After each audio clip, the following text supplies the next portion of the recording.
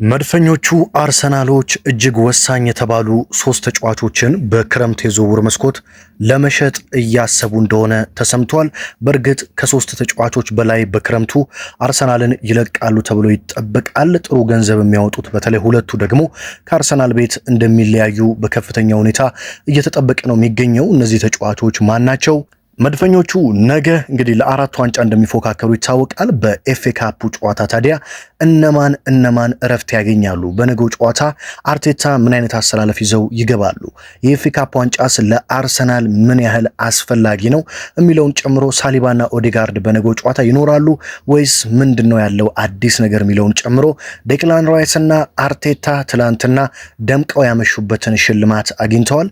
እነዚህን ወሳኝ መረጃዎችን ከሌሎች የዕለቱም ወሳኝ የተባሉ ስፖርታዊ ጥንክሮች ጋር አንድ ላይ በማድረግ እንግዲህ እንደተለመደው በአማረ መልኩ ቀጣዮቹን ደቂቃዎች ወደ እናንተ የማደርስ ይሆናል ማለት ነው። ሰብስክራይብ ማድረግ ቤተሰብ መሆን አትርሱ። ሰብስክራይብ በማድረግ በየዕለቱ መድፈኞቹ አርሰናሎችን የተመለከቱ መረጃዎች፣ በስተመጨረሻ ደግሞ የሌሎች ቡድኖች መረጃዎችን ማግኘት ትችላላችሁ ማለት ነው። ላይክ እና ሼር ለበርካቶች እንዲደርስ ማድረግ አይረሳ። በቀጥታ ወደ መረጃዎቹ ነው መወስዳችሁ። በቅድመ ተከተል እንነጋገራለን ማለት ነው። አርሰናል የሚሸጣቸው ተጫዋቾች ማን ናቸው? እንደዚሁም የነገው የኤፍኤ ካፕ ጨዋታ ምንድነው የሚለውን ከማንሳታችን በፊት አርቴታና ዴክላን ራይስ በትላንትናው ዕለት ያሸነፉት ሽልማት ምንድነው የሚለውን ማንሳት ይኖርብናል። ትላንትና እንግዲህ አሰልጣኝ ሚኬል አርቴታና ዴክላን ራይስ የሽልማቶች መጀመሪያ ዘንድሮ አርሰናል እንግዲህ በርካታ ክብሮችና ሽልማቶችን ሜዳሊያዎችን ያሸንፋል ተብሎም ይጠበቃል። ብዙ ዋንጫዎችን ያሳካል ተብሎ የሚጠበቅ ቡድን ነው። ታዲያ የትላንትናው ሽልማት አርቴታና ራይስን ሌሎችንም ለቀጣዮቹ የዋንጫና የሽልማት ቀናቶች እንዲዘጋጁ የሚያበረታታና ልምድ የሚሰጥ ነው። ገና ካሁኑ ብዙ ዋንጫ እንደሚያሸንፉ የሚጠቁም ነው ሲሉ ብዙዎች እያነሱ ይገኛሉ። ትላንትና እንግዲህ የለንደን ፉትቦል አዋርድ ሽልማት ነበረ። በእንግሊዝ እንግዲህ ትልቅ ከሚባሉ አዋርዶች መካከል አንዱ ነው የለንደን ፉትቦል አዋርድ ማለት ነው። ታዲያ በለንደን ፉትቦል አዋርድ ላይ አሰልጣኝ ሚኬል አርቴታ ማናጀር ኦፍ ዘይር የሚለውን ወይም ደግሞ የዓመቱ ምርጥ አሰልጣኝ የሚል ሽልማትን ተረክበዋል። ከባለቤታቸው ጋር ነበር ሚኬል አርቴታ በፕሮግራሙ ላይ እንግዲህ እየተገኙት ሽልማታቸውንም ተረክበዋል። በጣም ደስተኛ እንደሆኑና በርካታ ዋንጫዎችን ዘንድሮ ማሸነፍ እንደሚፈልጉ ይህም ደግሞ የትላንትናው ሽልማት ከፍተኛ መነቃቃትን እንደሚሰጣቸው ጠቆም አድርገው ነው እንግዲህ ያለፉት አሰልጣኝ ሚኬል አርቴታ። ዴክላን ራይስ የመድፈኞቹ ወሳኙ ለዘንድሮ እስካሁን ላሉበት ጉዞ ከፍተኛ እንቅስቃሴ እያደረገ የሚገኘው ዴክላን ራይስ ደግሞ ፕላየር ኦፍ ዘይር የሚለውን የለንደን ፉትቦል አዋርድን አሸንፏል። ይህም ምንድነው ደግሞ የዓመቱ ምርጥ ተጫዋች ሽልማትን የለንደን ፉትቦል አዋርድ ለዴክላን ራይስ ሰጥቶታል ማለት ነው። ዴክላን ራይስም ከሽልማቱ በኋላ በጣም ደስተኛ እንደሆነና በአርሰናል ቤት ደስተኛ መሆኑን፣ በአሰልጣኝ ሚኬል አርቴታ ደስተኛ መሆኑን፣ የዘንድሮ የውድድር ዓመት ጥሩ ዓመት እያሳለፉ እንደሆነ ከተናገረ በኋላ በዘንድሮ የውድድር ዓመት ሁሉንም ዋንጫዎች የምንሳተፍባቸውን ማንሳት እንፈልጋለን፣ በእንግሊዝ ፕሪሚየር ሊግ ታሪክ ተሰርቶ ማያውቀውን ታሪክ መስራት እንፈልጋለን ሲል ዴክላን ራይስ ደስተኝነቱን ተናግሯል ማለት ነው። በነገራችን ላይ በፕሪሚየር ሊግ ታሪክ በእንግሊዝ ፕሪሚየር ሊግ ታሪክ የትኛውም ቡድን 4 ዋንጫዎችን በአንድ ዓመት አሸንፎ አያውቅም። የሚያስገርመው ነገር በፕሪሚየር ሊጉ እንግዲህ ቡድኖች 3 ዋንጫዎችን አሳክተው ያውቃሉ። የትሬብል ዋንጫዎችን ባለፉት ዓመታት ሲቲን መመልከት እንችላለን። 3 ዋንጫዎችን ሲያሳካ ኤፍኤ ካፕ፣ ፕሪሚየር ሊግ፣ ሻምፒዮንስ ሊግ ወይ ደግሞ ካራቦ ካፕ፣ ፕሪሚየር ሊግ፣ ሻምፒዮንስ ሊግን እያሳካ የትሬብል ባለቤት ሲሆን ከዚህ በፊት እንደና አሌክስ ፈርጉሰን ያሉ አሰልጣኞችም በዩናይትድ ቤት የትሬብል ዋንጫዎችን ሲያሸንፉ እናስታውሳለን። ነገር ግን በፕሪሚየር ሊጉ 4 ዋንጫ የበላ አንድም ቡድን የለም። ይህንን ታሪክ ዘንድሮ ምናልባትም አርሰናል ሊያረገው እንደሚችል ፍንጮች ይታያሉ። ምክንያቱም በሁሉም ውድድር ስታዩ አርሰናል በጣም በጥሩና በወጥ አቋም ላይ ይገኛል። ከሌሎች ቡድኖች በረጅም ርቀት የተሻለ ቡድን ነው አርሰናል። ስለዚህ አርቴታም ከዚህ በፊት በጋዜጣዊ መግለጫቸው ላይ ምናልባትም ዘንድሮ በእግር ኳስ ታሪክ በፕሪሚየር ሊግ ታሪክ አይተን የማናውቀው ታሪክ ሊፈጸም ይችላል ሲሉ አርሰናል 4 ዋንጫ የመብላት እድልና አቅም እንዳለው ጠቆም አድርገው ያለፉት። ለዛ ነው የነገው የኤፍኤ ካፕ ጨዋታ ለአርሰናል በጣም ወሳኝ ነው የምላቸው። ምክንያቱም አርሰናል ብዙ ታሪኮችን በፕሪሚየር ሊግ ሰርቷል፣ ማንም ያልሰራውን ታሪክ። ለምሳሌ አመቱን ሙሉ ሳይሸነፍ የወርቅ ዋንጫውን ሲያሸንፍ ይህንን ዋንጫ በ2002-2003 ዓመተ ምህረት በፈረንጆቹ ማለት ነው እንደነ አሌክስ እነ ቴሪ ሆነሪ እና አሰልጣኝ አርሰን ዌንገር ይህንን ዋንጫ ሲያሳኩ በፕሪሚየር ሊጉ ታሪክ አንድም ቡድን ይህንን ዋንጫ እስከዛሬም አላሳካም፣ ከዛ በፊትም አሳክቶ ያቅም። ይህ ታሪክ የአርሰናልና የአርሰናል ብቻ ነው። ስለዚህ አርሰናል ይህንን አዳዲስ ታሪኮችን ማንም ያላደረጋቸው ገድሎችና ታሪኮችን የመጻፍ ባህሉና ታሪኩን ለማስቀጠል በዘንድሮ ሁሉንም ዋንጫ ካሳካ በፕሪሚየር ሊጉ ሊደገም የማይችል ምናልባትም እጅግ በጣም ከባድ የሆነ ሪከርድን አስቀምጦ ማለፍ ይችላል። ለዛ ነው በነገው ጨዋታ አርሰናል ወደ ማንስፊልድ ታውን ተጉዞ ማንስፊልድ ታውንን ይገጥማል በኤፍኤ ካፕ 16 ዙር። የነገውን ጨዋታ ካሸነፈ በቀጥታ 8ቱን ይቀላቀላል ማለት ነው። ታዲያ 8ቱ ላይ ነው በጣም ከባባድ ቡድኖችን ያገኛል ተብሎ የሚጠበቀው። ምክንያቱም በውድድሩ ላይ ሲቲ አለ፣ ሊቨርፑል አለ፣ ቼልሲ አለ፣ እነ ኒውካስትል አሉ፣ ትልልቅ የሚባሉ ቡድኖች በሙሉ አሉ በኤፍኤ ካፕ ላይ። ስለዚህ ቀጣይ 8ቱ ላይ ሲያልፉ ከነዚህ ቡድኖች ጋር የመገናኘት እድሉ አርሰናል ከፍተኛ ይሆናል። የነገው ጨዋታ ግን መድፈኞቹ ብዙ የአርሰናል ደጋፊዎች አርሰናል እንዲያሸንፍ በከፍተኛ ሁኔታ ይፈልጋሉ።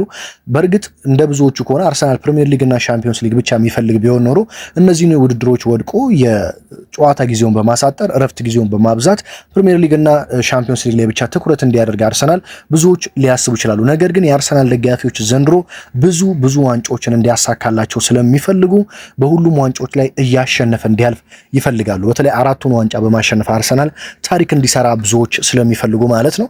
ታዲያ በነገው ዕለት አሰልጣኝ ሚኬል አርቴታ ለበርካታ ተጫዋቾች እረፍት እንደሚሰጡ ይጠበቃል። በነገራችን ላይ ጨዋታው የሚደረገው ነገ ቀን 9 ሰዓት ከሩብ ነው። 9 ሰዓት ከሩብ ነው ጨዋታው የሚደረገው።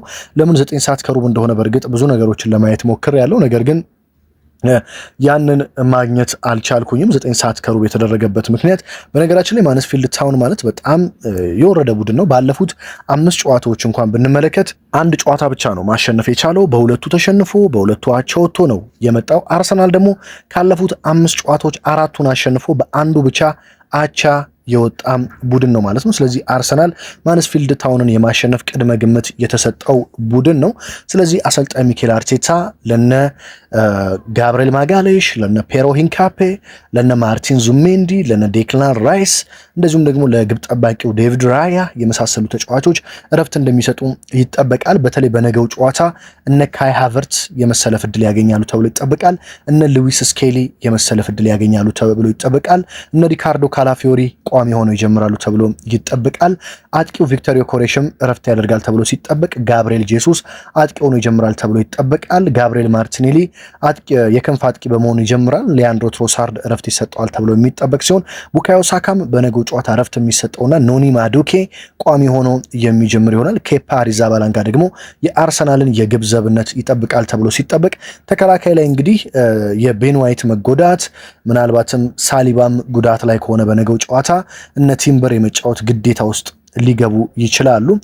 አሰልጣኝ ሚኬል አርቴታ ግን የአርሰናልን ተከላካይ በሞስኬራ፣ በካላፊዮሪ፣ ሳሊባ የሚመለስ ከሆነ በሳሊባ እና በሉዊስ ስኬሊ ይመሩታል ተብሎ ይጠበቃል። መሀል ሜዳውን ደግሞ በነ ኖርጋርድ፣ በነ ካይ ሃቨርት እና ከኢዜ ከዙሜንዲ እና ከራይስ ደግሞ አንዳቸው ሊገቡ እንደሚችሉ መረጃዎች ያሳያሉ።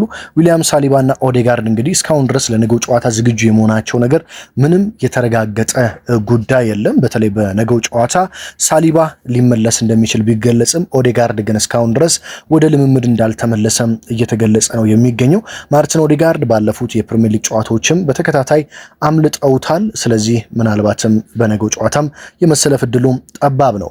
አርሰናል በቀጣይ ክረምት የሚሸጣቸው ተጫዋቾች እነማን ናቸው? ይህ እንግዲህ ብዙዎቻችሁ በተለይ ከትላንትና ምሽት ጀምሮ ታማኝ የሚባሉ የአርሰናል የቅርብ ምንጮች ሃንዶቭ አርሰናል፣ ናው አርሰናል እንደዚሁም ሌሎች የአርሰናል ቅርብ የሚባሉ የመረጃ ምንጮች እያወጡ የሚገኙትን ተመልክታችሁ በኮመንትና በተለያዩ መንገዶች ጥያቄዎችን ስታቀርቡልኝ ነበረ። ታዲያ አርሰናል በተለይ 2 ተጫዋቾችን በከፍተኛ ሁኔታ መሸጥና ገንዘብ ማግኘት ይፈልጋል። ነገር ግን ወደ 3 የሚጠጉ ተጫዋቾች ናቸው በክረምቱ ይሸጣሉ ተብሎ የሚጠበቀው። የመጀመሪያው በአርሰናል ማሊያ እንግዲህ በአርቴታ የመጀመሪያዎቹ ዓመታት ጥሩ እንቅስቃሴ አድርጓል።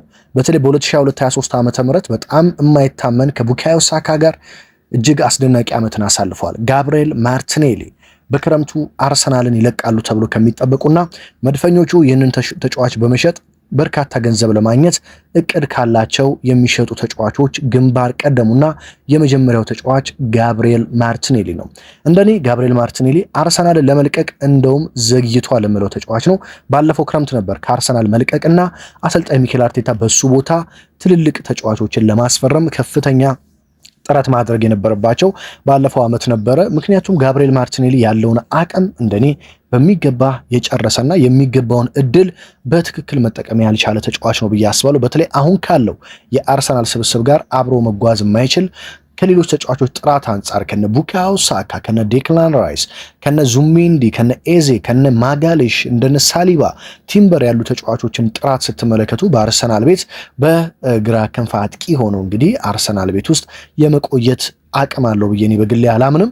አርቴታም በክረምቱ እንደዚሁም የአርሰናሉ ስፖርቲንግ ዳይሬክተር አንድሪያ ቤርታ በመሸጥ ከፍተኛ ገንዘብ ለማግኘት ያሰቡበት ተጫዋች ጋብሪኤል ማርቲኔሊ እንደሆነ ተገልጿል ማለት ነው።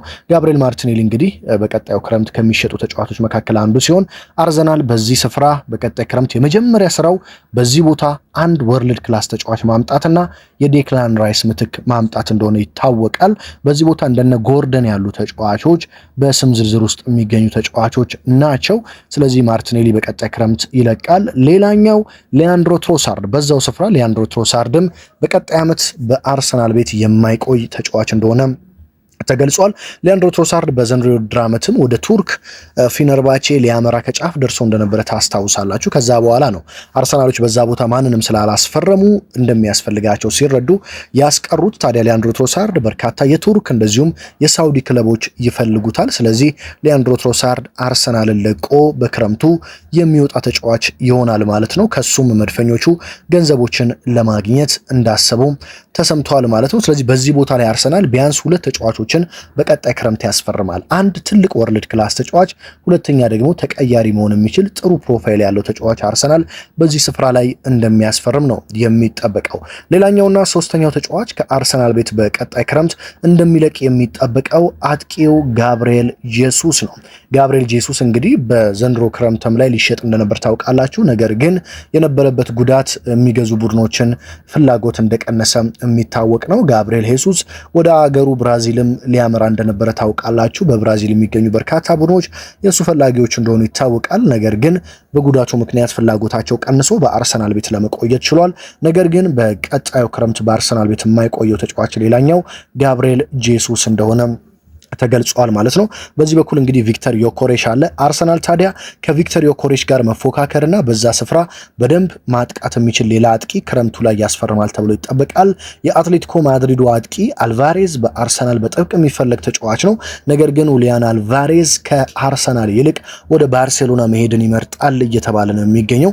ባርሴሎና የሌዋንዶውስኪ ቁጥር አንድ ተተኪ አድርጎ ይህንን ወሳኝ ተጫዋች እንደሚፈልገው ይታወቃል። ጁሊያን አልቫሬዝም ወደ ፕሪሚየር ሊግ ከመመለስ ይልቅ ወደ ባርሴሎና መሄድና ታሪክ መጻፍ ፈልጋለሁ የሚል ነገርን እንግዲህ ያው ሊዮኔል ሜሲ እንደምታውቁት በባርሴሎና ቤት ተጫውቷል፣ አርጀንቲናዊ ተጫዋች። ስለዚህ ያንን ታሪክ መጻፍ ይፈልጋል። ስለዚህ ወደ ባርሳ ሊሄድ ይችላል። ነገር ግን አርሰናል የጄሱስን ከሸጠ በኋላ ገብርኤል ጄሱስን በዩክሬሽ ተቀያሪ መሆን የሚችል ጥሩ አጥቂ በቀጣዩ ክረምት ያስፈርማል ተብሎ ነው የሚጠበቀው ማለት ነው። መድፈኞቹ በነገው ጨዋታ ምን አይነት አሰላለፍ ይዘው ይገባሉ? ነገ 9 ሰዓት ከሩብ በእኛ ሀገር አቆጣጠር ማለት ነው በሚደረገው በማንስፊልድ ታውን ከማንስፊልድ ታውን ጋር የሚደረገው የኤፍኤ ካፕ ጨዋታ ግብ ጠባቂው ኬፓ አሪዛባላንጋ ይሆናል ተብሎ ይጠበቃል። የተከላካዩን ስፍራም ሉዊስ ስኬሊ፣ ሳልመን፣ ክርስቲያን ሞስኬራ እና ሪካርዶ ካላፊዮሪ የአርሰናልን የተከላካይ ስፍራዎች ይመራሉ ተብሎ ይጠበቃል። ጁሪየን ቲምበር፣ ጋብሪኤል ማጋሌሽ፣ ሳሊባ እና ፔሮ ሂንካፔ እረፍት ሊሰጣቸው የሚችሉ ተጫዋቾች ይሆናሉ። ምክንያቱም ሮብ በሻምፒዮንስ ሊግ ጥሎ ማለፍ አርሰናል ከባየር ሊቨርኩሰን ከባድ ጨዋታ ስለሚጠብቀው ከሜዳ ውጭ በጀርመን ማለት ነው። መሀል ሜዳ ላይ ክርስቲያን ኖርጋርድ፣ ካይ ሃቨርትዝ እና እንደዚሁም ደግሞ ምናልባትም ዴክላን ራይስ የአርሰናልን መሃል ሜዳ ይመራሉ ተብሎ ይጠበቃል። ወደፊት ለፊት ስናመራ ደግሞ ኖኒ ማዱኬ፣ ጋብሪኤል ጄሱስ እና ጋብሪኤል ማርቲኔሊ የአርሰናልን ማጥቃት የሚመሩ ተጫዋቾች ይሆናሉ ተብሎ ይጠበቃል። ስለዚህ ለበርካታ ተጫዋቾች በነገው ጨዋታ እረፍት ይሰጣል ሮብ ዕለት። ምክንያቱም አርሰናል ወደ ጀርመን ተጉዞ ባየር ሊቨርኩሰንን በ16ቱ ጥሎ ማለፍ ከባድ ጨዋታ ይገጥመዋል። ያንን ጨዋታ በሚገባ ብቃት ከቻለ እዛው ገሎና አሸንፎ ለመምጣት እዚህ ሲመለስ ቀጣይ ሳምንት እረፍት ለተጫዋቾቹ ለመስጠት የዚህን ጨዋታ ውጤት አርቴታና መድፈኞቹ በጥብቅ ይፈልጉታል። ስለዚህ ለዛ ጨዋታ ለነገው ጨዋታ በርካታ ተጫዋቾች እረፍት ይሰጣቸዋል ተብሎም ይጠበቃል። የዕለቱ ወሳኝ ስፖርታዊ ጥንክሮች እነዚህ ናቸው። እንግዲህ በኢትዮጵያ ውስጥ ትልቅ የሚባልና የአርሰናልን በየዕለቱ የሚወጡ አዳዲስ መረጃዎችን ወደ እናንተ የሚያደርሰው ትልቁ ቻናል ይህ ቻናል ነው። 29000 ተከታዮችን አትርፈናል። በስተመጨረሻም የሌሎች ቡድኖችን መረጃ ያጋራል። አሁን ወደ 30000 እየተጓዝን ነው። ለዚህ ደግሞ ከልብ አመሰግናለሁ። አሁንም ሰብስክራይብ በማድረግ ቤተሰብ በመሆን በኢትዮጵያ ውስጥ እንግዲህ ትልቁን የመድፈኞቹ አርሰናሎችና በስተመጨረሻ ደግሞ የሌሎች ቡድኖችን መረጃ ወደ እናንተ የሚያደርስ ትልቅ የሚዲያ ተቋም እያደረግነው እንገኛለን። ስለዚህ አሁንም ሰብስክራይብ ማድረግ ቤተሰብ መሆን አይረሳ። ሀገር ውስጥ ከባህር ማዶ በመሆን በየዕለቱ መረጃዎችን በመከታተል ከጎን የሆናችሁትን በሙሉ ከልብ እያመሰገንኩ በሌላ ወሳኝ መረጃ በሌላ ወሳኝ ጥንክር እስከምንገናኝ ድረስ ነገ ደግሞ ከጨዋታ ውጤት በኋላ በቀጥታ መረጃ ወደ እናንተ የማደርስ ነው የሚሆነው። ስለ ጨዋታው በያላችሁበት ሰላም ተመኘሁላችሁ።